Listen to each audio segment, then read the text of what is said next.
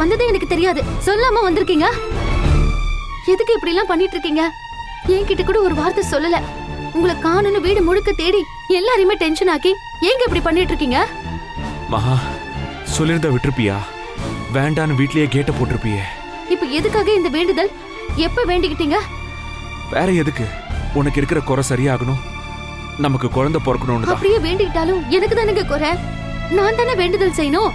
நீங்க ஏங்க இப்படி கஷ்டப்படணும்? நீ செஞ்சா மட்டும் கஷ்டம் இல்லையா? இங்க பாரு மகா, எனக்கு ஒரு கஷ்டம்னா நீ வேண்டுதல் செய்யலாம். அதே மாதிரி உனக்கு ஒரு கஷ்டம்னா நான் தானே செய்யணும். அதான் என்னால உங்களை இப்படி பார்க்க முடியலங்க. தெரியும் மகா, அதான் சொல்லாம வந்துட்டேன். மொபைல் ஆஃப் பண்ணி வச்சிருந்திருக்கணும். அந்த மாதிரி ஏதாவது பண்ணியிருந்தீங்க எனக்கு பைத்தியமே பிடிச்சிருக்கோம்.